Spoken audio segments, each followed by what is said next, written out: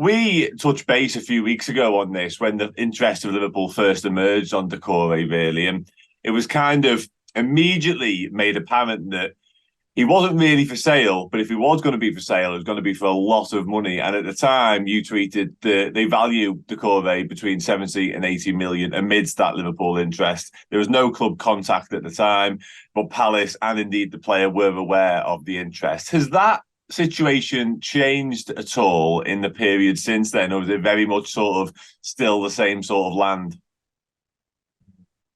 Yeah, I think it's on a similar land, but I think that the dynamics of that whole situation, given the given what's transpired with the Moises Caicedo deal and the efforts from Liverpool to try and sign him, and obviously, as we know, Lavia as well was being confirmed as a Chelsea player today. I think the dynamics with regards to who Liverpool are looking at and who Liverpool are going for, I think that's changed since that moment in time. But the valuation still stands. A lot of people would look at that and say that's overpriced, but I personally think, and I think this is the way the Crystal Palace look at it as well. It's just a reflection of the market right now.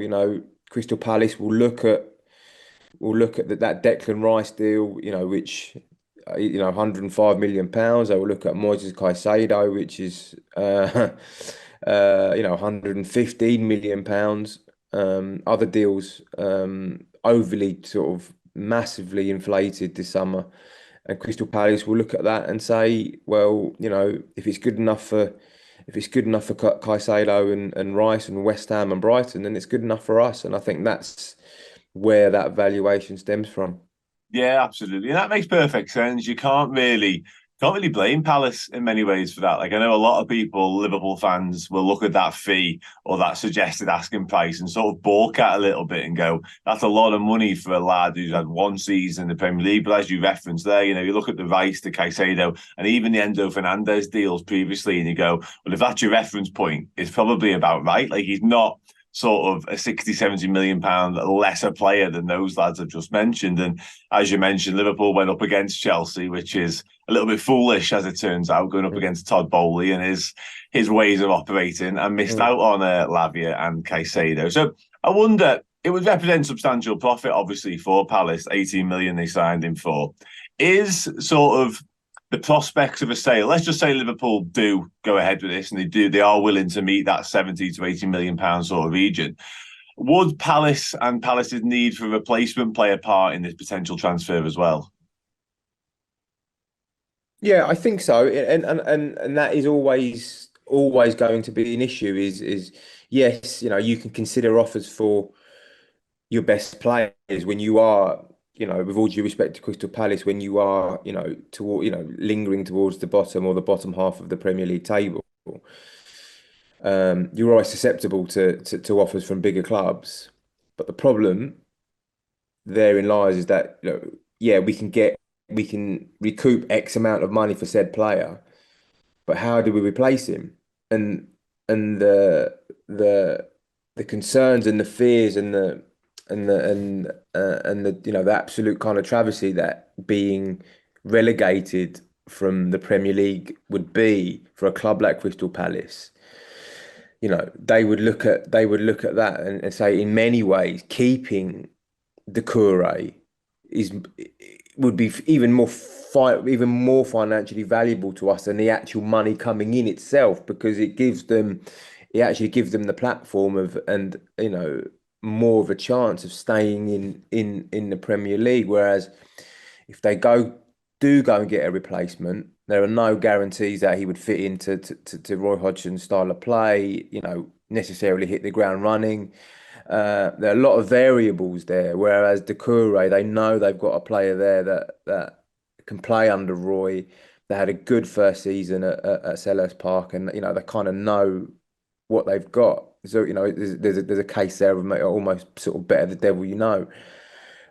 And I think that's, as I say, that's the price, and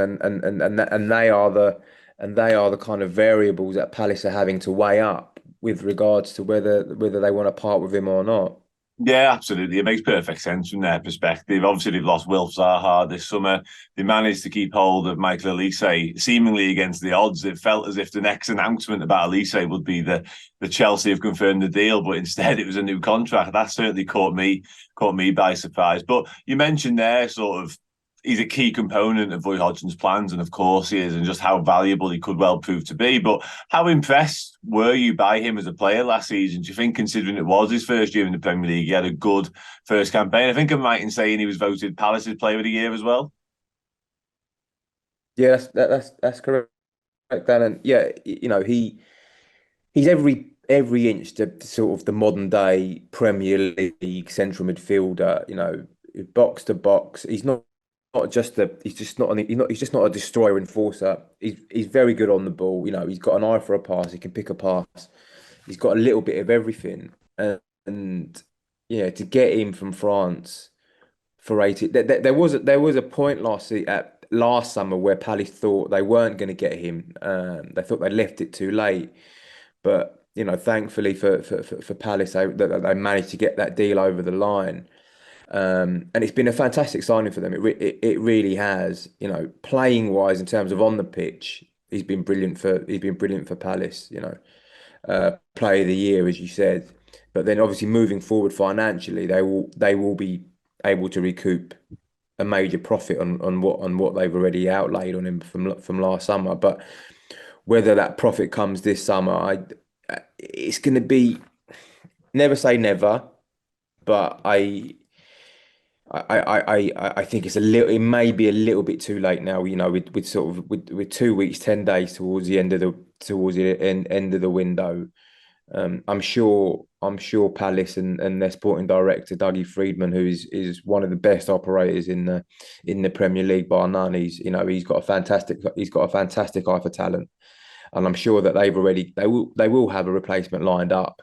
But sort of dotting the I's and crossing the T's and getting those deals over the line in 12 to 10 days is a difficult ask, and the longer it goes on, the more likely I think it is that Doucoure will be staying at Palace. Hey, thank you so much for watching the show. You're amazing. And if you want to signify your legendary status, then head over to redmenplus.com. Join as a legend tier subscriber. Not only you get all of the great video and podcast content, you'll also be entered into our monthly prize draw for great signed Liverpool gear, and you'll get access to our Discord as well, full of amazing Liverpool supporting human beings. Head to redmenplus.com and join as a legend tier today.